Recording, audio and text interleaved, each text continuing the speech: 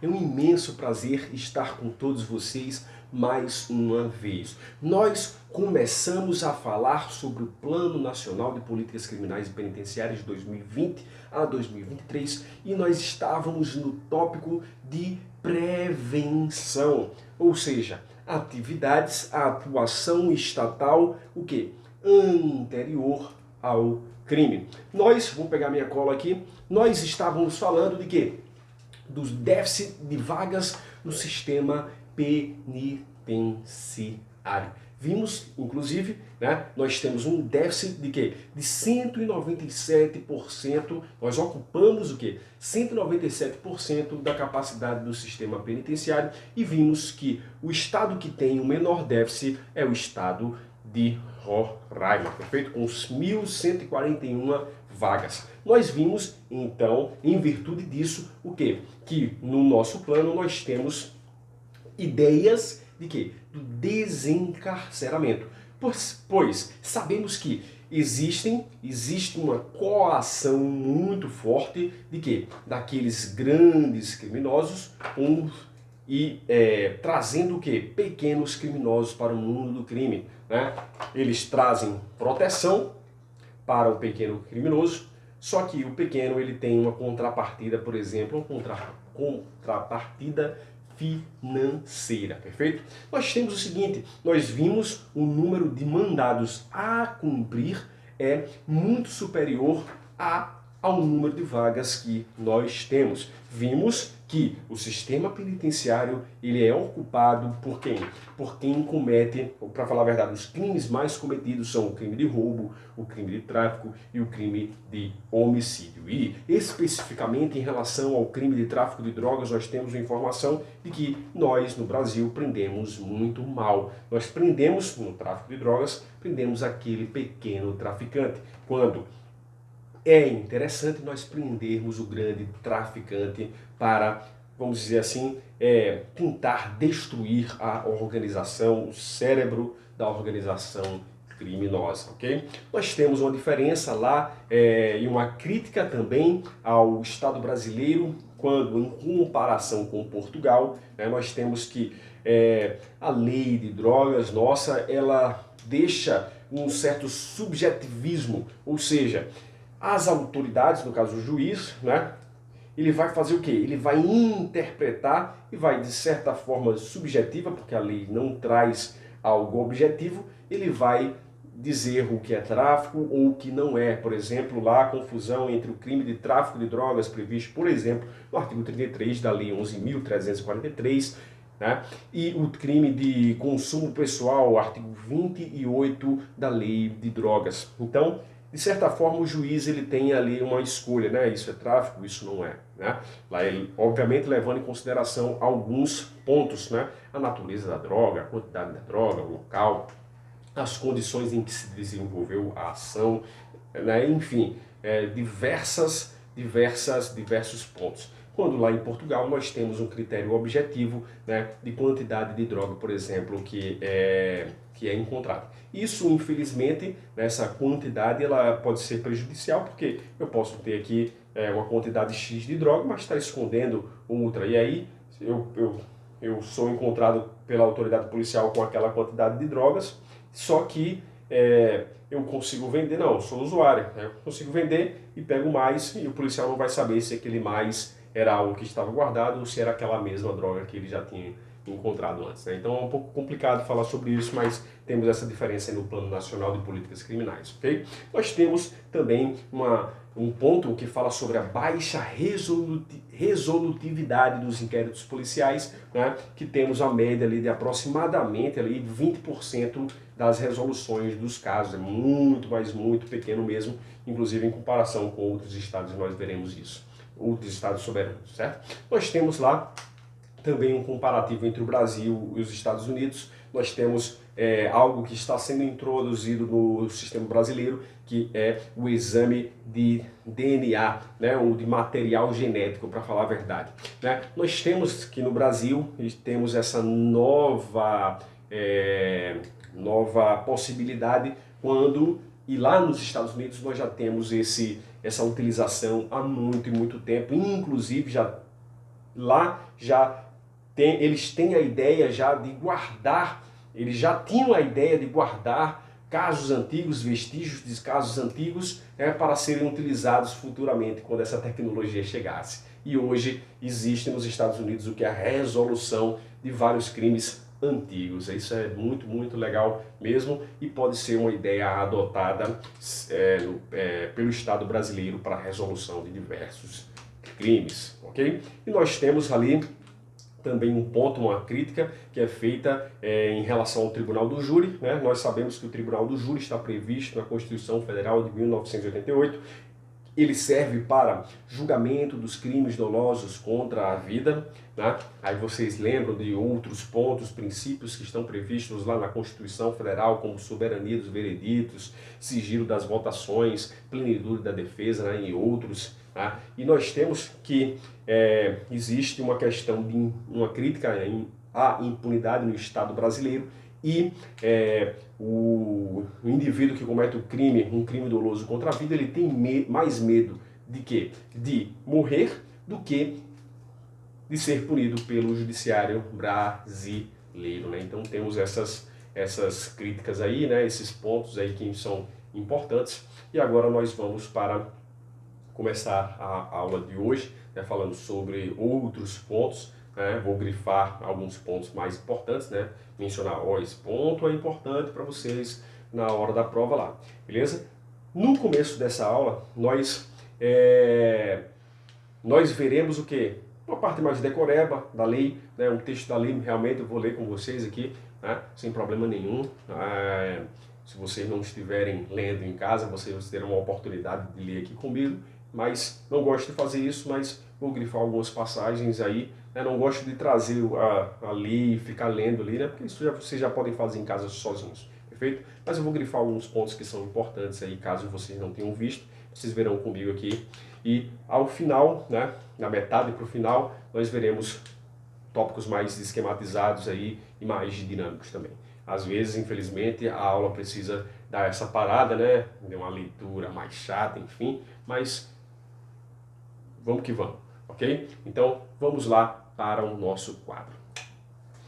Olha só, nós temos impunidade, nós temos iniciativas para redução da impunidade, nós temos aqui a realização de fóruns, né? É interessante que que existam fóruns permanentes e plurais, né? Plurais com a participação de diversos atores, trazendo estratégias, trazendo ações, né? Mostrando resultados de determinadas ações, enfim. Né? Nós temos aqui também reuniões, nós temos o monitoramento e avaliação de ações e resultados. Né? Inclusive nós vimos lá, por exemplo, na Doutrina Nacional de Atuação Integrada de Segurança Pública, nós vimos que existe uma das fases do ciclo, a fase de avaliação. Poxa, será que as ações que estão sendo tomadas, ações de segurança pública, elas realmente estão surtindo efeito? Nós temos lá como etapas do ciclo, né? Nós temos lá o planejamento, a execução, consolidação, avaliação, né? E, poxa, essa avaliação aqui, será que o que ela está trazendo para nós? Resultados, porcentagens, estatísticas. Isso é importante para ser analisado quando nós estamos falando de segurança pública e de políticas não só criminais, mas também penitenciárias, né? Que é o nosso foco aqui na nossa aula. Então, é importante nós revermos, ou melhor, vermos o resultado de quê? Das nossas ações passadas, no caso. Ok? Voltando para o quadro, nós temos o seguinte: difusão da cultura da vida em paz e da responsabilidade de todos em propagar e defender a segurança pública. Deixa eu organizar aqui a minha caneta. Segurança pública. Deu uma falhada aqui. Vamos lá, voltar. Nós temos a difusão da cultura da vida em paz e da responsabilidade de todos em defender a segurança pública.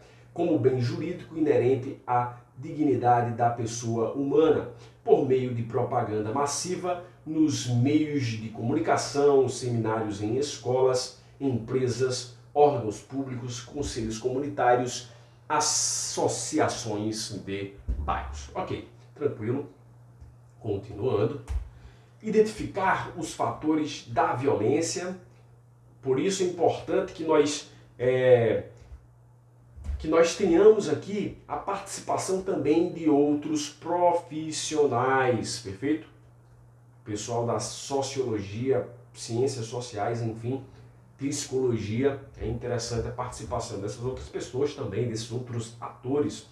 Temos aqui, ó, concentrando estratégias em locais, grupos e comportamentos de risco, notadamente em relação aos jovens e mulheres passíveis da violência doméstica. Pautar a atuação com suporte em dados e evidências, né, já falamos sobre isso, produzidos em pesquisas qualificadas e confiáveis, com atenção especial para as boas práticas existentes. Estimular e cooperar com pesquisas acadêmicas, importante também aqui, ó, desenvolvidas no estudo do fenômeno da criminalidade, aproveitando os dados para a atuação nessa área. Importante também. Vamos embora. Nada além do que nós já sabemos, mera leitura. Incentivar e participar da criação de cursos nas escolas da magistratura e do Ministério Público específicos para o estudo de políticas criminais e de segurança pública. É interessante, volta para mim, é interessante nós falarmos sobre isso, né? Sobre participação da criação, para falar a verdade, de criação de cursos nas escolas da magistratura, do Ministério Público. Por quê? Olha só, importante, temos diversos bons juízes que conhecem a realidade do povo. Por quê? Para que o juiz ele julgue algo criminal, por exemplo, é importante que ele conheça a comunidade, que ele conheça a sociedade, que ele conheça o povo brasileiro. E temos, obviamente, alguns casos de alguns juízes, em letra maiúsculas, alguns juízes. Nós temos que, por exemplo, um juiz ele teve a vida boa, ele andava em um carro fechado com ar-condicionado e nunca viu a rua, ia para uma escola particular, né, em que ele, de certa forma, não tinha a visão real, da realidade ali, né, da comunidade, de onde ele está inserido, né, ou melhor, do estado que ele está inserido, né, porque nós estamos em São Paulo, por exemplo, né, e nós temos ali, né, juízes que atuam, que tiveram essa vida, mas em São Paulo existe muita pobreza, no Rio de Janeiro também tem pobreza, no Nordeste também tem pobreza, e aí aquele indivíduo que está lá como juiz, ele nunca viu a realidade do povo. Então, como é que ele vai julgar algo que ele nunca, não se passou, mas ele nunca viu? Ele não sabe como é que funciona a pobreza nas comunidades, como é que funciona a vida de um policial, de um agente penitenciário, né? Como é que é a vida nas comunidades mais pobres? Não tem noção. Então, o que acontece?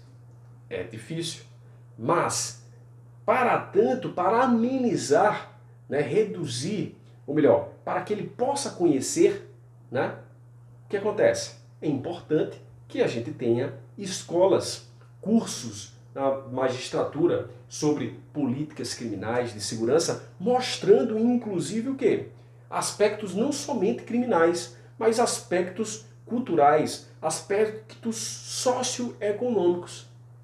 É importante isso ser visto, né, em um curso, por exemplo, para quem em um determinado julgamento, ao bater o martelo, estará julgando a vida de uma pessoa. Não só para o juiz, mas para o membro do Ministério Público que está acusando, denunciando, ok? Então, vamos voltar, é um importante ponto aqui, mas nada que não seja de nosso conhecimento, perfeito? Vamos voltar, nós temos o seguinte, ó, especializar e qualificar equipes policiais equipes policiais em inteligência financeira, com criação de grupos multidisciplinares a fim de investigar crimes praticados por organizações criminosas e de lavagem de dinheiro e corrupção. É um tópico muito importante, batido diversas vezes aqui, essa tecla é bastante batida aqui no nosso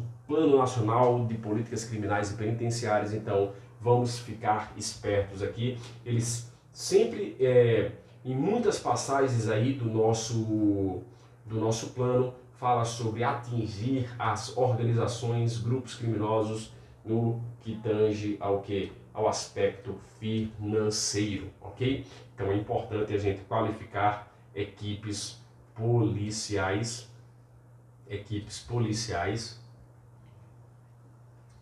para essas atividades. Identificar as organizações criminosas e estudar a regra do negócio do mercado, da criminalidade em que elas atuam.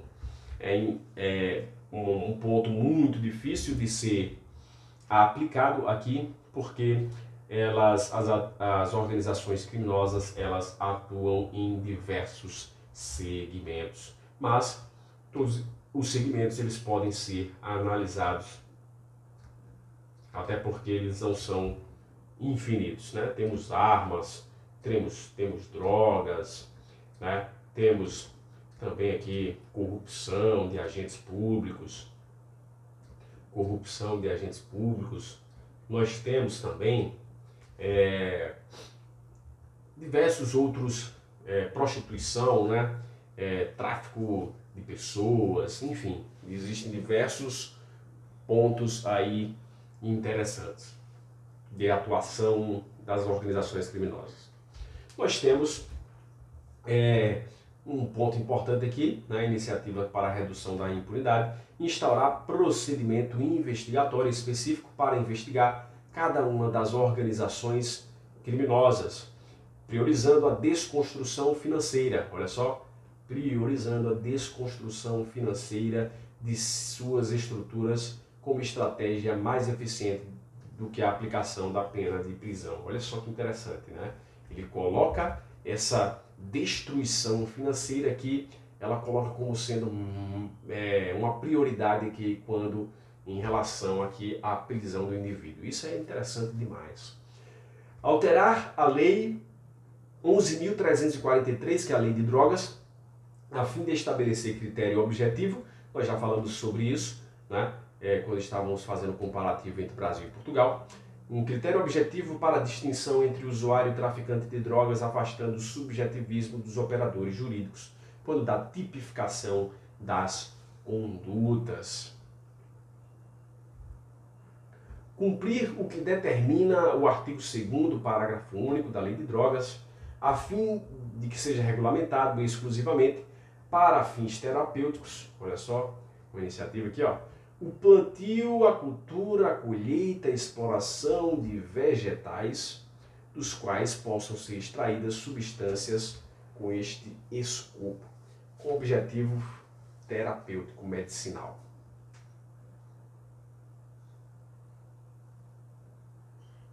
Estabelecer estratégia para coletar perfil genético da população carcerária,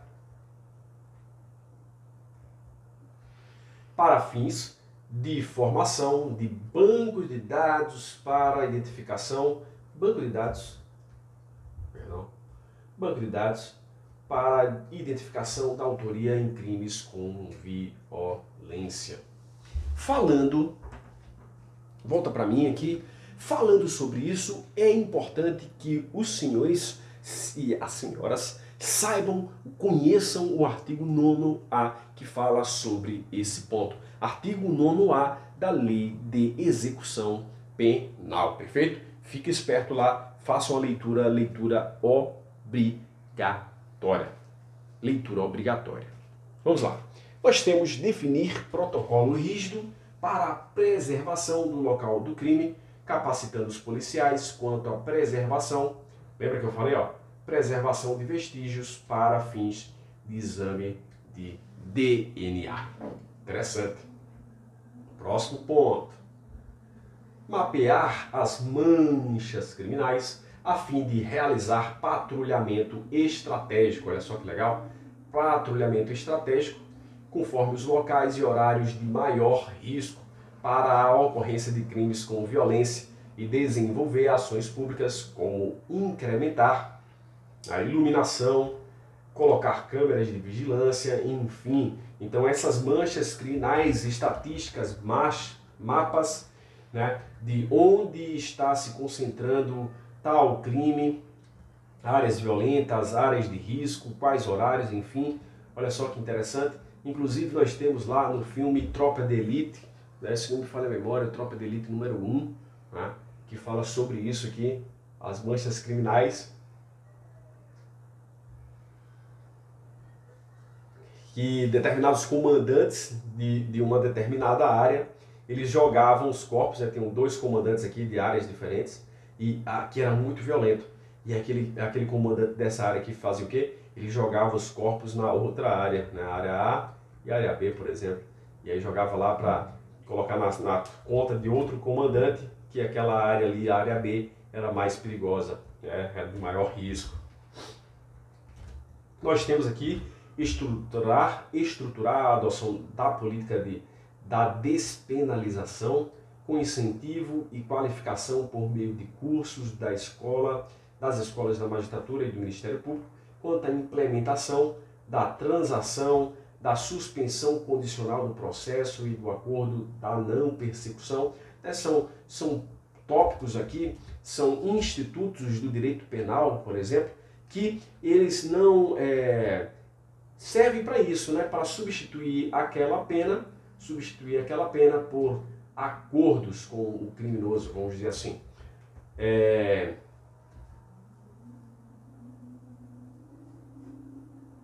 Vamos embora. Aprimorar a efetividade do funcionamento do Tribunal do Júri.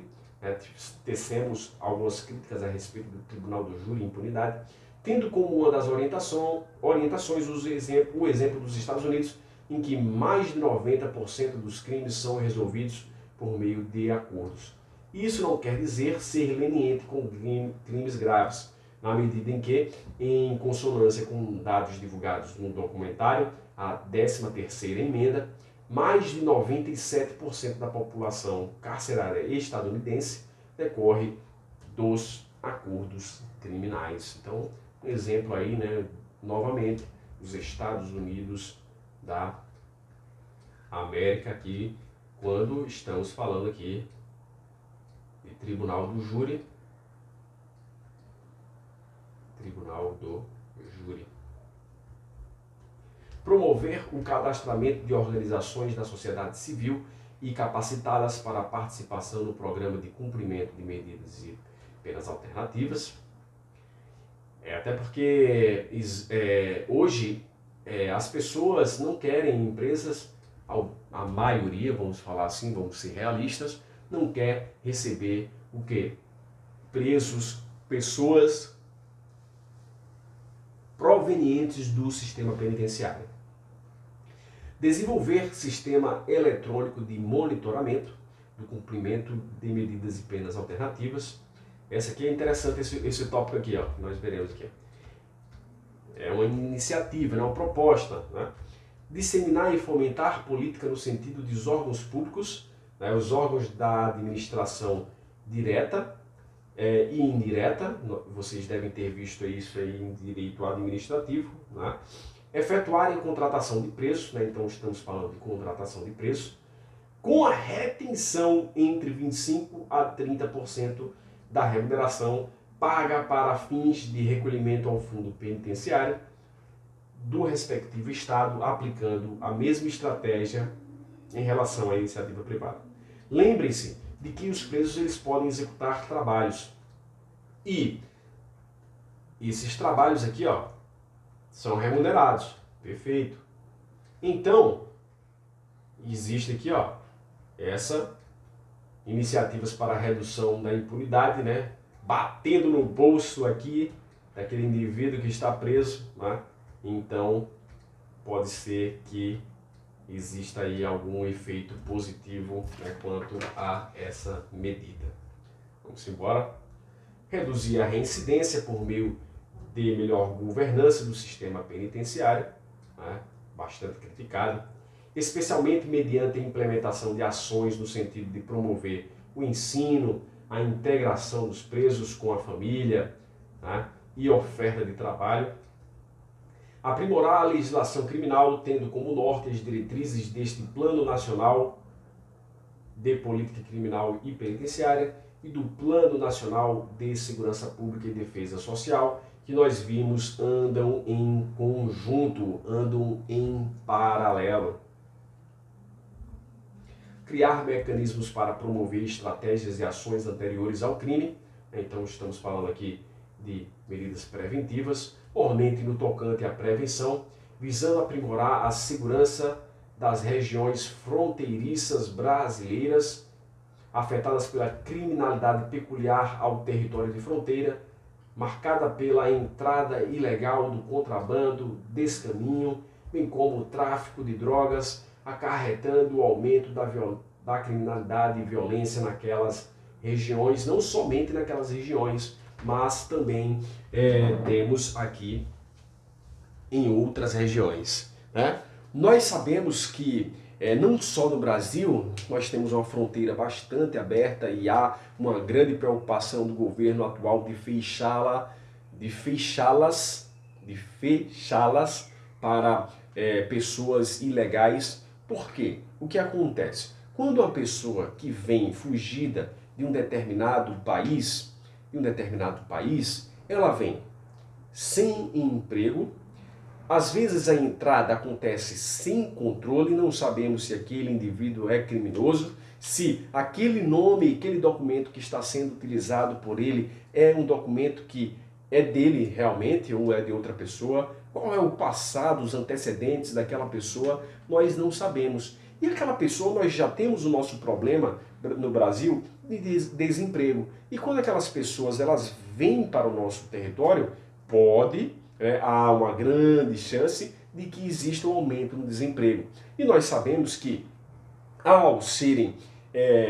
ao morar em determinadas localidades, né, porque acontece que determinadas localidades são mais vulneráveis para o quê? Para que o indivíduo entre no mundo do crime, porque o mundo do crime realmente chama muita atenção, né? Traz um dinheiro fácil para aquele indivíduo que nunca teve. E aí aquelas pessoas elas são coagidas a ingressar nas organizações criminosas e praticar crimes. É isso que acontece na Europa, é isso que acontece em vários países da Europa.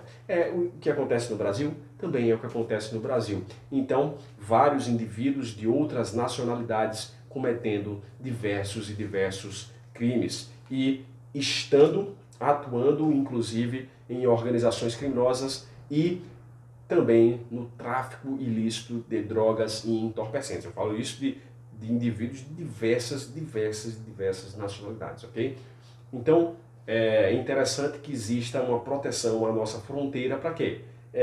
Uma atuação preventiva que vai evitar com que exista uma consequência que é o aumento no número de crimes, perfeito? De crimes, ok?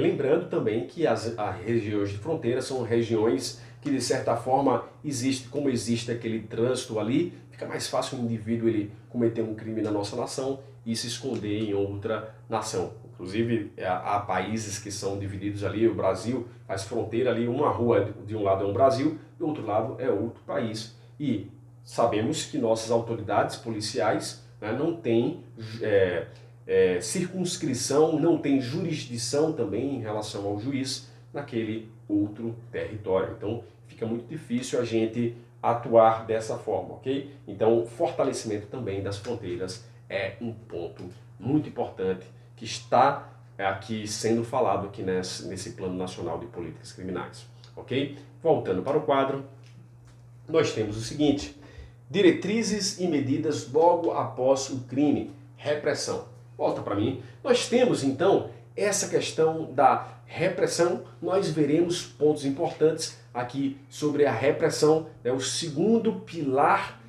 diretriz do nosso Plano Nacional de Políticas Criminais e Penitenciárias. Então, fique esperto aí que amanhã teremos um vídeo muito legal sobre repressão, ok?